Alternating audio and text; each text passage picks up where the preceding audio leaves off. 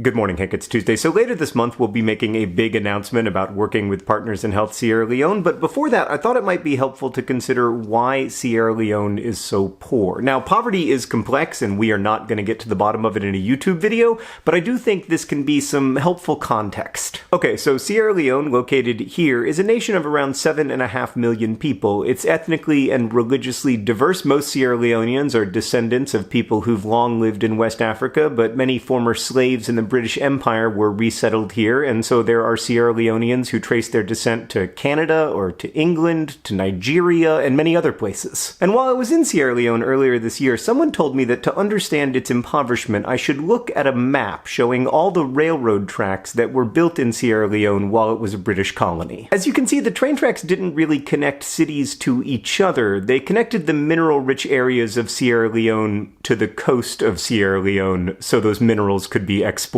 And this is a very important thing to understand about colonization. It was in the business of resource extraction, and so the systems that were built in colonies were resource extraction systems. There was not much colonial investment in, say, health systems or education systems, and since Sierra Leone achieved independence in 1961, it has struggled to transition away from resource extraction and to build the kinds of systems, infrastructure, healthcare, even mail delivery, that would lead to a more balanced economy and a healthier population. Now, it's easy to blame these failures on a single cause, like, say, corruption, but while corruption is a serious problem in poor countries around the world, the bigger problem by far is that it's very hard to build health and education and infrastructure systems in communities that have been built around resource extraction. That's true all over the world. But also, a community just cannot spend what it does not have. Like, if Sierra Leone spent the same percentage of its economy on healthcare and education as, say, the United Kingdom does, Sierra Leone would have about $45 per person per year to spend on healthcare and a similar amount per child per year to spend on education. That's just obviously inadequate. Like, in the US, we spend over $10,000 per person per year on healthcare and over $12,000 per child per year on education. Okay, so all these challenges were compounded in Sierra Leone by a long and extremely violent civil war, which lasted from 1991 to 2002. Tens of thousands of people died, millions were displaced, the healthcare system was devastated, HIV infections increased, deaths from every cause increased, and education and professional development were interrupted as schools closed or students had to flee violence. Like Dr. Byler Barry, who founded the widely respected Wellbody Clinic in Sierra Leone, had to leave his studies for a time to escape to a refugee camp, and I heard similar stories from several healthcare workers. Because the Civil War was on all sides partly funded by trade in diamonds and other valuable minerals, the war was especially devastating to Sierra Leone's diamond mining district, Kono.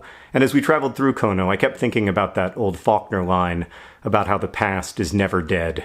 It's not even past. In the end, the government paid for a mercenary army and weaponry in part by selling the rights to the country's largest diamond concession. And so today, almost none of the wealth generated by Kono's diamond mines ends up in Kono. And this has led to a paradox that is common in poor countries. While Kono is one of the richest parts of West Africa by some measures in terms of poverty rates, malnutrition, disease burden, and child and maternal mortality, it is one of the poorest and least healthy places in the world. Because while diamond mining produces a lot of money, there aren't actually that many jobs for Sierra Leoneans in the mines. Meanwhile, all around the mine, just outside the fence, you will see many people working at breaking stone to eventually be sold as gravel. This is how you end up with a country where $100 million in diamonds gets exported annually, and 6% of all women die in childbirth. And this poverty can become a vicious cycle. I think the Ebola outbreak really epitomizes how impoverished and fragile healthcare systems can lead to emergencies. When Ebola first appeared in Sierra Leone in 2014, the entire country had about 150 doctors. For context, my home state of Indiana has a similar population and over 16,000 doctors. Lack of running water made sterilization difficult, there weren't enough gloves or surgical masks, and this systemic weakness is the reason that Ebola could ravage a country like Sierra Leone, but not, say, the United States or Spain. We met an Ebola survivor who now works for Partners in Health and who shared a bed with his son at an Ebola treatment facility. Both he and his son survived, but his wife died just a few beds over. So there were only 3 beds,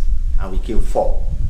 So I told them, no, my son will not go, so I'm going to share the same bed with my son. Yeah. Small bed. I said, no, I have no problem. Yeah. As long as my son is comfort, I have no problem. So I was here lying, struggling for 9 days. They brought my wife also. And she died at that ward. When I asked Dr. Berry his memory of treating patients there, he told me, going in and seeing like maybe 50 patients and then coming the next day and find only 20 alive. I mean, it's horrible. The Ebola crisis was caused by a fragile healthcare system, and it led to a more fragile healthcare system.